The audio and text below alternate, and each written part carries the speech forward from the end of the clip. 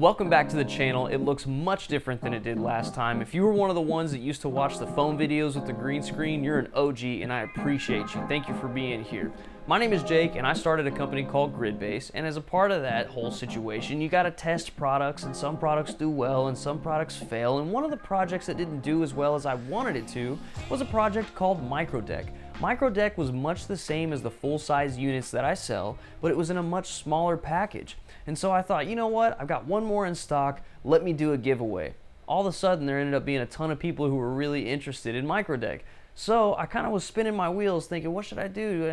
People like it now, should I sell it again? I don't know. But then I ultimately was like, you know what, I'm gonna do this video. Today's video is gonna be about how to build your own Microdeck. And we're just gonna get right into it, baby. But before we do, what I want you to do is just think back to a time whenever you had a beard and you went to go trim your beard, and then right as you went to go trim your beard, you didn't realize that you forgot to put the guard on, and oh, you just cut your beard off, and now you gotta start from scratch. If you can identify with that, subscribe, leave a comment, let me know, and hit the like button. It really helps the channel out. But now that we've gotten that out of the way, let's go ahead and start building our Microdeck.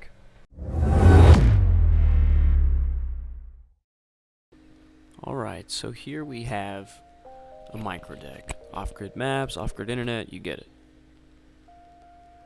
The first thing you're going to want for this project is a Raspberry Pi. Now I have this built off of a Raspberry Pi 4 with 4 gigs of RAM.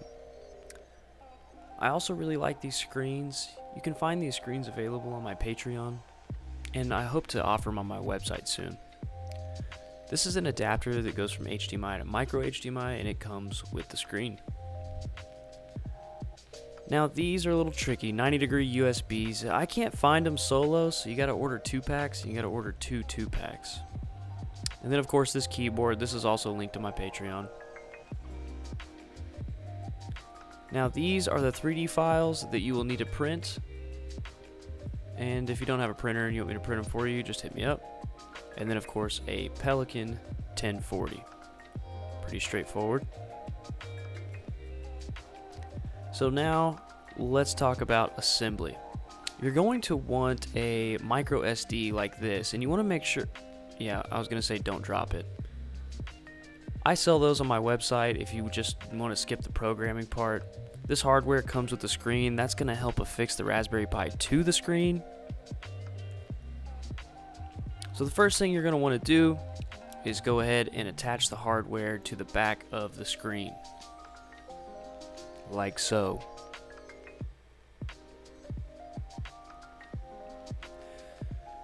Next, attach the Raspberry Pi, and then go ahead and secure it with the included nut. Again, the hardware comes with the screen, the nut's there too. It's a bunch of tiny parts, so just make sure you don't lose it. Try and speed this up to keep you from fast forwarding it. Alright, be really careful here. You don't want to knock off any, solder or anything. Okay, now that you've got this case, you can go ahead and place the screen with the Raspberry Pi and the connectors and the SD card already in there inside the box. Just go ahead and slide the 3D printed piece over it.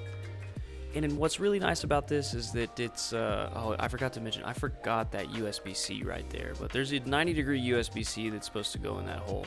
They're easy to find, just look up 90-degree USB.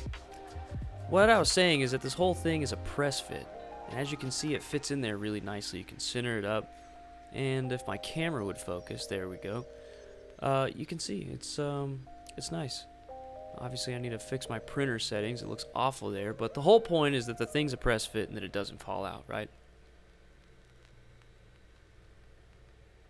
Now you want to take the keyboard tray with the stylus that comes with the screen, set in. Now you can do this a couple of ways. You can take this keyboard tray and just press it in. It wants to fall out sometimes, other times it doesn't. A light bit of glue would fix the entire issue, or a double-sided sticky tape or something like that. It's a pretty snug fit, but it could use a little bit of adhesion. Maybe put some around the edges there, or whatever you decide to do. It's a DIY thing, figure it out. So there you go, you got the keyboard tray in. Now you want to go ahead and just press the keyboard in. Make sure you turn it on first. And the keyboard, when you fit the keyboard in, you're going to see how tight this fit is. It's really a really snug fit. There we go. Something about like that. Get it nice and pressed in there. Now you're ready to test the unit. So, like I said, I missed the 90-degree adapter, but it's coming in. And here we go, off-grid maps. Got satellite reach. And that's the micro deck. It's really that simple, y'all. It's nothing too crazy. So, hope you enjoyed the little build tutorial. Let me know if you have questions. I hope this helps you get further on down the line with your own micro deck build. Hey, if you got questions, hit me up, info@gridbase.net. I'm happy to answer questions anytime, or you can find me on Instagram, gridbase.net, just spell it out, D-O-T-N-E-T, right?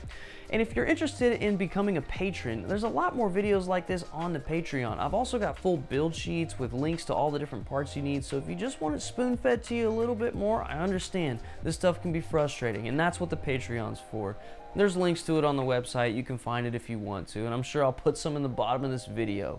But I really appreciate you being here. We're gonna do it again sometime soon, baby, so stick around, all right? Bye-bye.